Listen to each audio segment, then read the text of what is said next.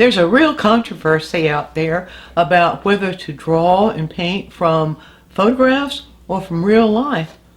Well, why not do both?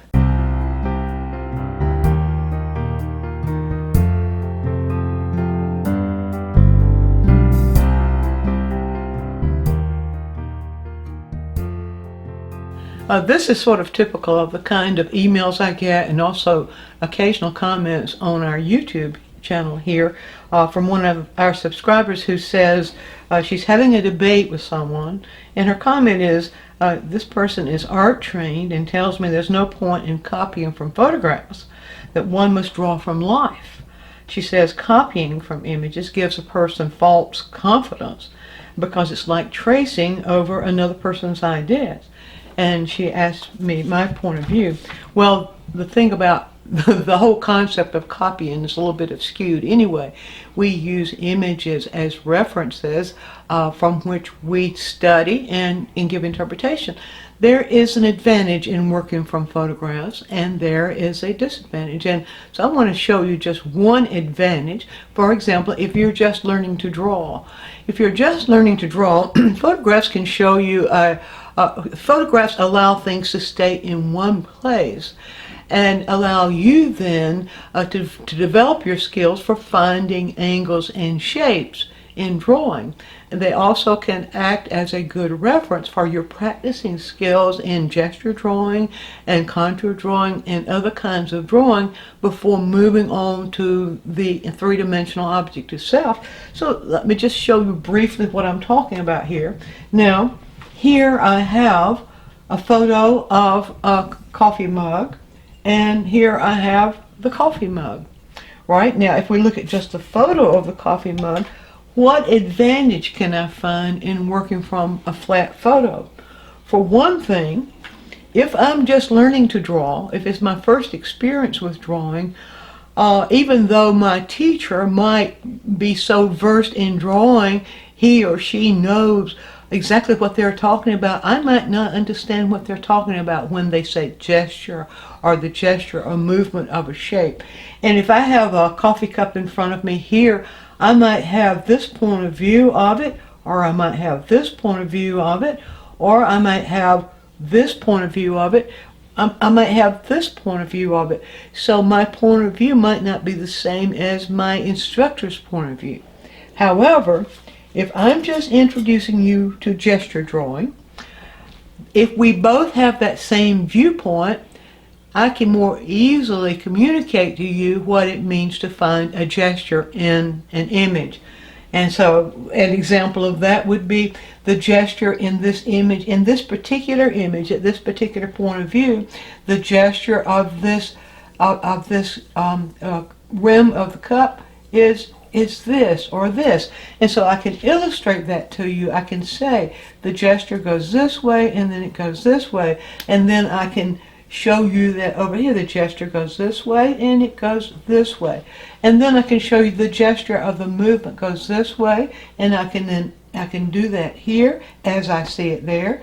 I can say the gesture of the image goes this way, and I can do that here as I see it there. I can say the gesture on this side goes this way, and then I can do it here as I see that, and so on. As I move through that image, I can explain to you what gesture is, and I can relate what gesture is to the image itself. After you have learned gesture drawing, then we can go to the real live subject. And I can put this subject in front of you at various angles. I can put the subject at an angle so that you're seeing the top with a flattened, more of a flattened gesture, or I can lower the subject so that you see the subject with more of the gesture of the oval of the cup, or I could actually lower it far enough so that you could see the gesture as more round, or more of a rounded movement. So teaching you gesture drawing is just one way which I can use a photo to actually teach you the skill, and then we can go to the real object, the real life object, in practicing the skill and how it applies to the new world, to the new world, yeah, to your new world, how it applies to the whole three-dimensional world. And gesture drawing is only just one example. For example, another thing, and I won't go through all the techniques of teaching and discovering how to draw, but another thing that often throws people off when they're drawing is the angle at which things are tilted. And so I can then look at this photograph. If you and I are both looking at the same point of view in a photograph, I can show you that the angle of that side of the cup is this angle at which it's pointing at just a little bit to the left, or to the right rather, of 12 o'clock.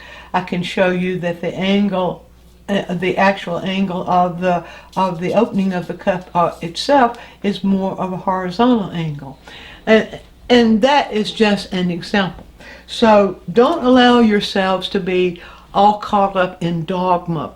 A lot of drawing teachers who are trained classically have a very strong point of view that you should only work from three dimension, that you should learn drawing from the thing in reality, and that you should never use photographs.